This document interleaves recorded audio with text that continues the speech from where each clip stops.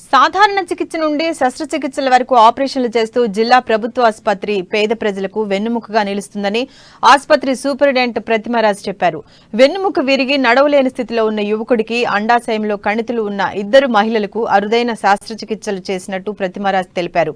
లక్షల విలువ చేసే శస్త్రచికిత్సలు చేసి వారి కుటుంబం కళ్లల్లో ఆనందం చూడటం సంతోషంగా ఉందన్నారు. ప్రభుత్వ జనరల్ ఆసుపత్రిలో ప్రైవేటు ఆసుపత్రులకు దీటుగా వైద్య సేవలు అందుబాటులో ఉన్నాయని ఆమె వివరించారు. ఈ ఆపరేషన్ నిర్వహించిన వైద్యులందరికీ ఆమె అభినందించారు. వైద్య రంగానికి ప్రాముఖ్యతనిచ్చే అన్ని రకాలుగా సహకారం అందిస్తున్న మంత్రులు హరీష్ రావు, వేముల ప్రశాంత్ రెడ్డికి ప్రతిమరాజ్ ధన్యవాదాలు తెలిపారు.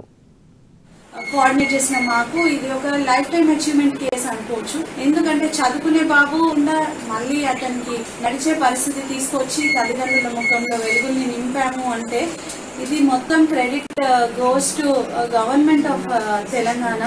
రాష్ట్ర ప్రభుత్వం ప్రోత్సహిస్తుంది కంటిన్యూస్ గా వారు అందిస్తున్న సహకారము.